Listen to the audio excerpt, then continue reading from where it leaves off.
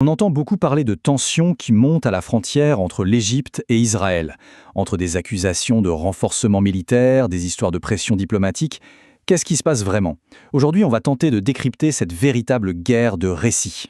Le Caire a envoyé un message on ne peut plus clair. Mais alors, la question qu'on doit se poser, c'est est-ce qu'on est face à une menace réelle pour la sécurité ou plutôt un jeu politique beaucoup plus complexe qu'il n'y paraît?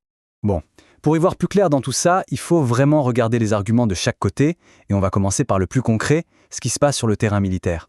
Alors, le nœud du problème, le voilà, la présence de troupes égyptiennes dans la péninsule du Sinaï.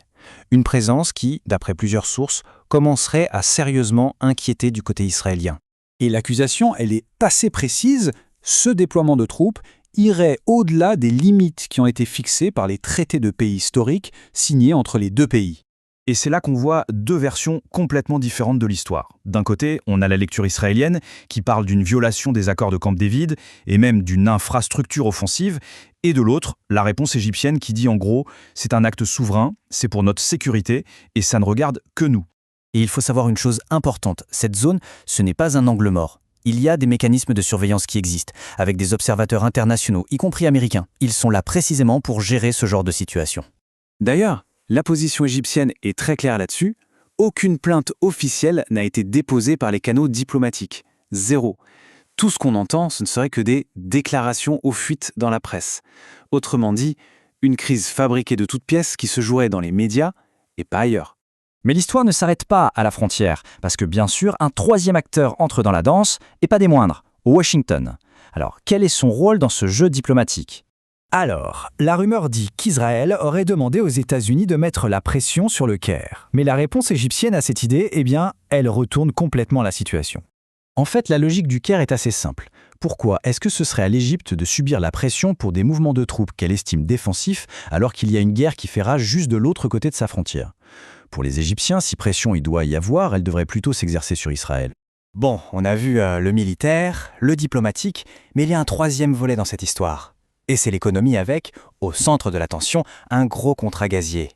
La grande question c'est, est-ce que cet accord sur le gaz est en train d'être utilisé comme un moyen de pression politique? Pour ça, les chiffres sont assez intéressants, vous allez voir. Moins de 14%. Voilà la part que représente le gaz israélien dans la consommation totale de l'Égypte. Du coup, du point de vue du Caire, c'est difficile de parler d'un vrai levier de pression, surtout qu'ils affirment avoir d'autres solutions sous la main. Alors, si ce n'est pas un vrai levier économique, quel est l'intérêt de toute cette agitation? Eh bien, l'Égypte a sa petite idée là-dessus. Pour elle, ce serait une tentative du Premier ministre israélien de se fabriquer une victoire pour son opinion publique en faisant croire qu'il a réussi à arracher des concessions au Caire. Pour le Caire, la conclusion est donc simple. On a un accord commercial normal entre entreprises, point. Mais cet accord serait instrumentalisé par Israël pour des raisons de politique intérieure. Au final, quand on prend un peu de recul, on se rend compte que cette affaire dépasse largement l'histoire des soldats dans le Sinaï ou du contrat de gaz. C'est bien plus profond que ça. C'est une véritable confrontation de récits ancrée dans des positions politiques et historiques très fortes.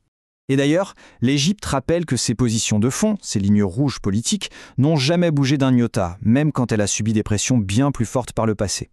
Alors, de son point de vue, l'idée qu'elle pourrait céder aujourd'hui sur ces questions, ça semble tout simplement illogique. Et tout ça, ça nous laisse avec une question fondamentale qui s'applique à beaucoup de conflits modernes. Comment fait-on la différence entre une menace bien réelle et un récit qui est construit de toutes pièces pour un public national? Dans cette guerre des perceptions, la réponse est rarement simple.